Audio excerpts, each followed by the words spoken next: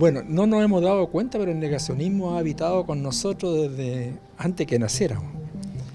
Tal es así que yo estudié acá en Iquique, en el Colegio Don Bosco, estudié en la Salitrera Alianza, en la educación básica, y nunca escuché que algún profesor me hablara de la matanza de la Escuela de Santa María. Y para mí, la matanza de la Escuela de Santa María es el más grande crimen contra los derechos humanos cometido en Chile, por la cantidad de gente que fue afectada. Lo mismo con el tema de la causa mapuche. Por la causa mapuche, uno podría hacerse la pregunta ahora que salió la ley contra la usurpación y que son los diputados de esas zonas los más agresivos en estos términos y favorecer la defensa legítima personal, la legítima defensa privilegiada. Yo diría, bueno, ¿y quiénes son los usurpadores? ¿Los mapuches o a los mapuches son los usurpados? Porque hay un tema de memoria histórica que tiene que ver con los derechos humanos, que tiene que ver con el negacionismo, pues si este país no sabe quiénes eran los habitantes de esas tierras ancestrales, no va a entender el tema mapuche. Lo mismo con el genocidio de los pueblos australes. La gente a lo mejor no tiene idea, pero existían los pueblos australes, ¿verdad? En el sur extremo de Chile, que hoy día ya no existen, que fueron exterminados. Entonces, en circunstancias que ellos eran los dueños de la tierra, ellos eran los habitantes de esa zona, ese es un negacionismo que viene de la historia misma. El negacionismo de hoy tiene que ver también con lo mismo, porque si el anterior es por falta de información, el de hoy día también por falta de información ha servido de alimento al negacionismo. Y falta de información porque, por ejemplo, no se sabe en este país qué es lo que está pasando en materia de justicia. Ahí tenemos un ejemplo clarísimo. Yo nombré el caso Lonquén. El caso Lonquén nadie sabe que se falló, que fueron condenados, quiénes fueron condenados, qué fue lo que pasó. Lo mismo respecto de lo que le decían, hace un mes atrás, bueno, fueron condenados 54 agentes del Estado y eso no fue noticia para ninguna parte. Entonces yo ahí tengo una doble lectura. La primera lectura es un negacionismo que afecta a la sociedad civil y a la cultura de los derechos humanos en la medida de que la gente no sabe que están pasando estas cosas, la gente cree que las matanzas quedaron impunes en circunstancias que se ha avanzado en hacer justicia, que la gente aprenda que a pesar de que han transcurrido 50 años todavía se puede hacer justicia, que estamos en presencia de crímenes que son imprescriptibles, que se pueden perseguir por toda la vida. Eso no lo sabe la gente, porque eso, si lo supiera, fortalecería sus convicciones, ¿ya? Y no se dejaría engañar. Y por otro lado, que a mí me parece tremendamente importante decir que este negacionismo también puede ser contrariado precisamente por este avance de la justicia, porque si yo voy a ingresar a las instituciones armadas, ¿verdad?, como un legítimo derecho de aprendizaje, tengo que saber que si me meto en estos líos de incurrir en crímenes de lesa humanidad o crímenes de guerra, voy a ser perseguido 50 años después, como está ocurriendo en Chile.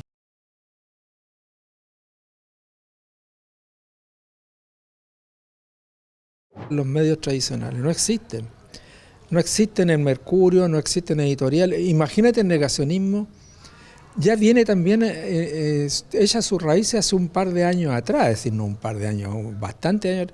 La Operación Colombo. ¿Qué fue la Operación Colombo? Una política de desinformación. El Mercurio tuvo editoriales diciendo, ¿qué cosa? Diciendo, ahí están los tipos que dicen que habían sido detenidos, ellos estaban fuera del país, se fueron fuera del país, se fugaron y ahora se enfrentan fuera de nuestra frontera. Esa es una editorial del Mercurio. ¿Qué dirán ahora los abogados? ¿Qué dirá la vicaría ahora que se encontraron a esta gente que se escapó? Oye, eso es negar algo a lo que pasó. Lo que pasó es que habían sido detenidos los 119 acá en Chile y hechos desaparecer por la dictadura, en una política, ¿verdad?, de falta de información. ¿Qué pasa? Los medios de comunicación, Cano. Yo por eso creo en estas famosas comisiones contra la desinformación que se han creado. Yo creo que es cierto que existe mucha desinformación, es cierto que aquí hay intereses involucrados, es cierto, ¿verdad?, que la televisión está manejada por intereses que no son los intereses de la sociedad chilena, y todos los medios de comunicación pues, están en manos de un sector privado que maneja todo, pero yo creo que lo más grave es que los medios de comunicación modelan la conciencia de la gente.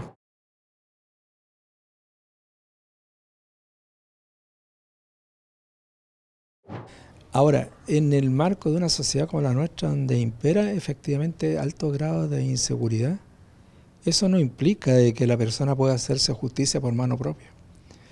Eso es lo complicado en esta famosa ley de usurpaciones que se está discutiendo, porque, y fíjate que es tan peligroso, yo te voy a decir algo que es tremendamente peligroso. Se dice que si alguien está ocupando una propiedad que no le corresponde, el dueño tiene el legítimo derecho de ir y sacarlo de ahí por la fuerza. ¿Por qué? Porque él está frente a una agresión ilegítima, que es la usurpación que permanece. Y la usurpación, en la medida que es un delito permanente, que mientras tú no desocupes la propiedad sigue existiendo la usurpación, nace el derecho para el dueño que está frente a una agresión actual de actuar y sacar por la fuerza, si quiere, como quiera hacerlo, al sujeto que tenga. Yo digo, ese mensaje es tan peligroso, hoy día se ha dicho, porque está justificando de que vengan verdaderas bandas armadas a sacar a la gente y justificarse en una legítima defensa, que no está.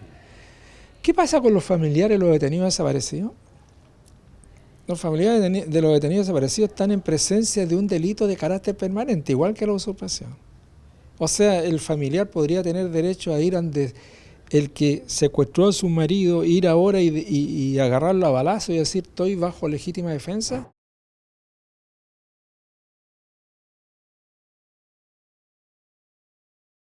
Creo que ese es una gran falencia del Estado, porque este es un tema de Estado, no es un tema de una universidad que quiere pasar derecho humano, no. Es el Estado el que tiene que implementar políticas públicas, en primer lugar, en relación a las instituciones armadas. Yo coloqué ejemplo, yo creo que si hay un diálogo con las instituciones armadas en el sentido de que ellos, en primer lugar, están al servicio de la gente, que las armas que tienen están al servicio de la gente, no para agredirla, que no son armas ofensivas, en el caso de los carabineros son armas disuasivas. Oye, ¿cómo no dar un entendimiento mejor de que a veces uno piensa que el carabinero ve a los estudiantes y reacciona al tiro y eso no tiene por qué ser así? Si, tenemos que cimentar la paz al interior de la sociedad y para eso existe un instrumento que es el más civilizatorio de todo, que es el derecho.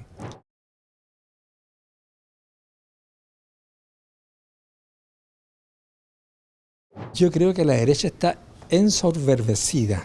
O sea, está viviendo en la soberbia de un triunfo electoral que yo no veo que tenga tanta fijación en el tiempo. Yo creo que esto que ocurrió con los resultados electorales, tanto en la convención como la representación de la derecha en el Parlamento, a mí me da la impresión de que es un tema bastante discutible. Son discutibles, le iba a preguntar hoy día a los alumnos si alguno de ellos había sido encuestado alguna. Yo nunca he sido encuestado, pero sin embargo las encuestas hablan cosas que a mí me parecen que son increíbles. Creer que el 36% de los chilenos no cree en la democracia o no quisiera el régimen democrático o quisiera un gobierno autoritario me parece discutible. Me parece discutible que el 38% crea que Pinochet fue un gran personaje, un estadista, también me parece discutible. Hay un tema de educación en el fondo, hay un tema que tenemos que asumir como sociedad. La posición de la derecha hoy día, yo ayer vi la televisión y me provocó una cierta molestia el ver a esta derecha tan irascible, tan pretenciosa, tan altanera, tan provocadora, tan interpeladora, tratar al presidente de decir, si usted no hace esto, usted va a ser responsable de esto. Ahí como que me recordé los preámbulos del golpe militar, ¿no? O sea, hay una derecha que está absolutamente sobredimensionada en cuanto a su discurso.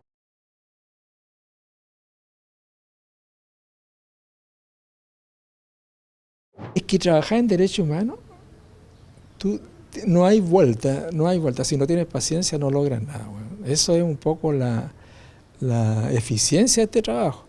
Ahora, la pregunta es, ¿esta justicia tardía es justicia? Entonces algunos dicen, no, no es justicia. Como la Erika, por ejemplo, la Erika como que no está muy satisfecha, pero yo te digo, entre esto y la nada, yo me quedo con esto. O sea, ¿quién se imaginó que a 50 años iban a meter preso a los criminales de Víctor Jara? Por favor, eso ya, ni un pitonizo podía decirte eso.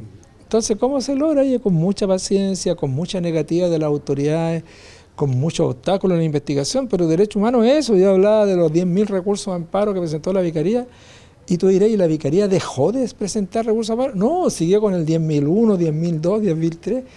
Eso es un poco la actividad en derechos humanos, son deudas humanas que permanecen en el tiempo y que tú tienes que armarte de paciencia. Ahora, yo me alegro por lo que pasó en el caso Víctor, me alegro por Joan, me alegro por sus dos hijas, porque por ahí lo decía en su columna Daniel Matamala, dijo, el abogado Nelson Cocoto partió de cero, y efectivamente yo partí de cero, pero oye, logramos un éxito que es un éxito mundial, porque no tienen idea ustedes lo que me han llamado a todos los medios de afuera, porque es un éxito mundial por la característica de Víctor. Víctor es ya un ícono también musical en el mundo entero.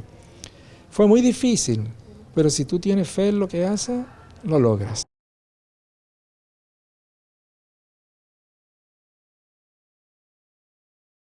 En ese tema, claro, hay casos que son como estrambóticos, son chambonadas, pero yo tengo un alto concepto de la inteligencia chilena. ¿Y sabes por qué? Porque todavía tenemos más de 1.000 desaparecidos. O sea, fueron altamente eficientes en ese aspecto. Tenemos una operación Cóndor, que es obra de la inteligencia chilena y que fue altamente eficiente en toda América del Sur. Tenemos la operación Colombo, que nos hicieron creer a todos de que los subversivos se habían ido fuera del país y mataron afuera. Entonces yo no hablaría mal de la inteligencia chilena.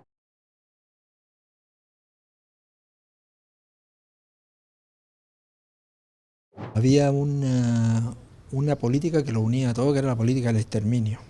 Ya, o sea, ahí tiene una cuestión, fueron planes diseñados desde lo alto, o sea, y eso no se puede desmerecer que los tipos lo hicieron bien.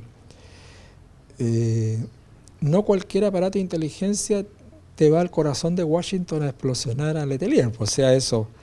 Fíjate que los norteamericanos estaban alertando, a través de la CIA, alertando a los países de Europa. Ojo que está en la operación Cóndor funcionando, van a ir a matar gente a Europa, ojo con... Y ellos alertaban a Europa de que iban a haber atentados en Europa y el atentado fue en Estados Unidos. Entonces digo, ojo con eso. No, yo tengo o sea, a partir del conocimiento de lo que hicieron, yo creo que no hay que mirar en menos Además, tuvieron tipos que eran verdaderos genios. El Berrío es un genio de la maldad.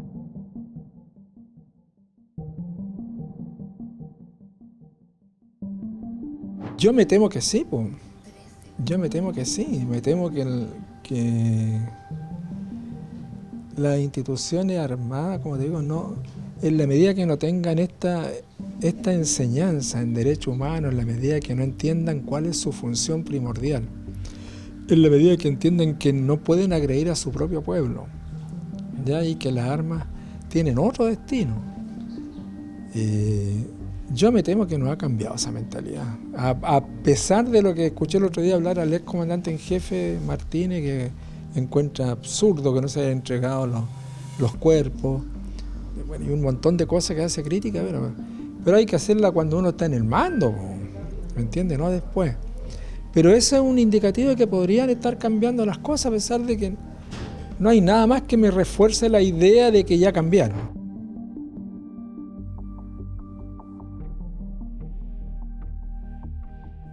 Pero a mí me parece una iniciativa plausible.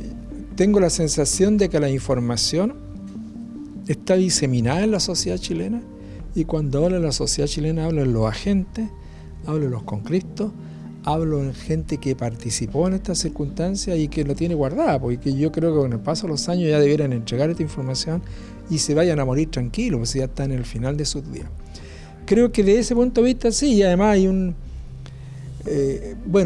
hay ideas que hay que desarrollar en este marco que pueden aportar. Yo no sé si va a ser eficiente o va a ser efectivo, pero lo que es loable es que sea una política pública en que el Estado se compromete, como se comprometió hace mucho tiempo, en buscar a los desaparecidos. Eso a mí me parece clave.